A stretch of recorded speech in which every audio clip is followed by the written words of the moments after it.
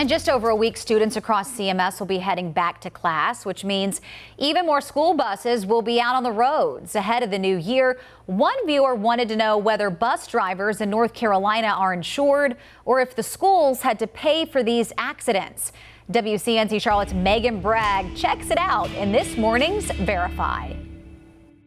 We found this question on Reddit. A person claims their son was involved in a fender bender with a school bus, and the police report stated the bus driver was self-insured. They wanted to know whether all school bus drivers were self-insured, what that means, and who pays for the damage to other vehicles and property. Let's verify. Our sources, Charlotte attorney Brett Dressler and the North Carolina State Tort Claims Act. When it comes to accidents involving school bus drivers, they are covered under what's called the North Carolina State Tort Claims Act. The state of North Carolina is self-insured, but what that means for the average person like me and you is that the state of North Carolina is going to pay for any damages that a school bus driver causes. Dressler says this process is controlled by the North Carolina Industrial Commission, which handles these claims. There is a form that an injured person or somebody who needs their car fixed can fill out.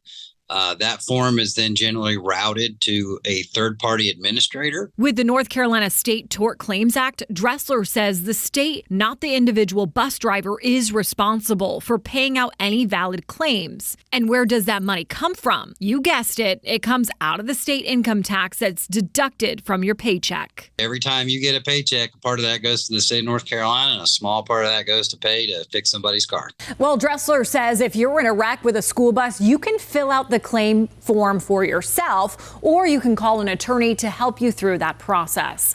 With your Verify, I'm Megan Bragg. If you have something you would like verified, just email us at verify@wcnc.com.